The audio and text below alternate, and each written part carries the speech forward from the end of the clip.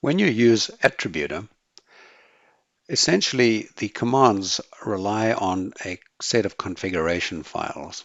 So if we take a look and go in and do an edit on an existing block here with the Attributor command, what you see here is configured to add value over and above the AutoCAD insert command. And so for Attributor, it takes the block name, but there's things that you can add like the description, the data standard and attribute set version being used, but most importantly, set mandatory values and then also the drop-down values. To find how that is configured, take a look at where Attributor was installed. So by default, that's in the AutoCAD application plugins folder. And so if you go Program Files, Autodesk Application Plugins, you'll see Attributor Bundle. So by default, it's installed here. And there's a folder called Resources. This is the predefined menu that we installed with the product. So that'd be that Attributor sample menu up there.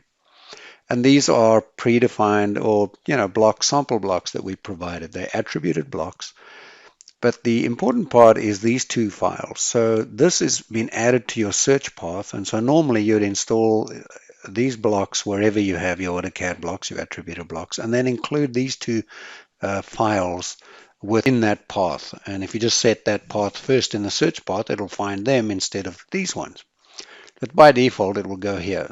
Looking at this, there are two files. There's the attributor block definition file and then the domain file. And we'll just look at those quickly. First, let's go and look at the attributor, the block definition file. And so what this is it's got a couple of configurations and what gets displayed, but then there's a list of valid blocks. And that list then is sort of the short summary list, and it gives you a description for that block so that there's a useful name. But if we take a look, say, at the water hydrant block, that's the block name, and that would be in your search path. But what Attributor does then for each of these in the list, it'll enumerate the tags within the block. So the Attributor tags in the block. So you would need to have these tags in the block. And then this is the tag name. And with that tag name, there is then a capability of specifying whether there is a domain list to be used and whether it is mandatory or not. So if we look, this tag called type, there's no domain list, but it has a value there of 1 to be mandatory. And in fact, if I pop that on the screen here, we can take a look at the prompts and tags and descriptions and codes, and I'll just pull up, say, this one here. So if we go back to that text file, you can see that this here comes from the description.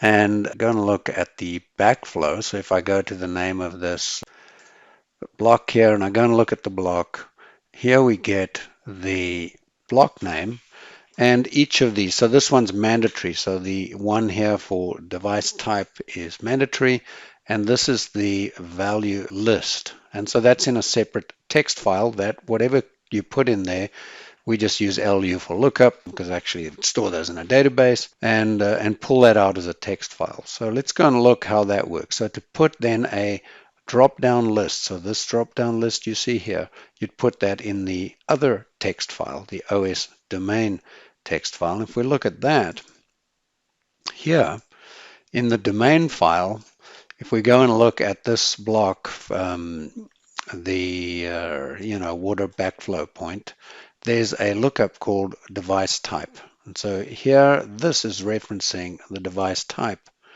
And that then provides the descriptions and puts them in there. So what we're using then is the values in the block and adding over and above that the configurations for this particular setup. And to understand a little deeper, you can look at the help file provided with Attributor, easily located by looking on the dialog, hit the help button. That'll open this help file, and in here is a section about attributor configuration. And the reason I say all of that is you can configure and define your own drop-downs and apply them to your own blocks. It's a simple text file. You can build that out and use it. So if you look at this section for attributor configuration, you'll see the description of these files and how they relate. And let me zoom in on that. So you can see how these relate and what goes to which, so that you can define your own in the text files. And you simply put those in the search path of where the attributor blocks are, and you can define your own. In addition, it's useful to look at this document to understand what comes from the block and what attributor overrides. And so you should look at that document yourself. Lastly, we have off-the-shelf data models that we've provided and built out for Attributor so that folks who want to use those can automatically just get them from Open Spatial. So for example, we've built a complete set of blocks and attributes based on the National CAD standard for the CAD side and utility data models for stormwater, sewer, civil, and water. And you can find out more about those at openspatial.com.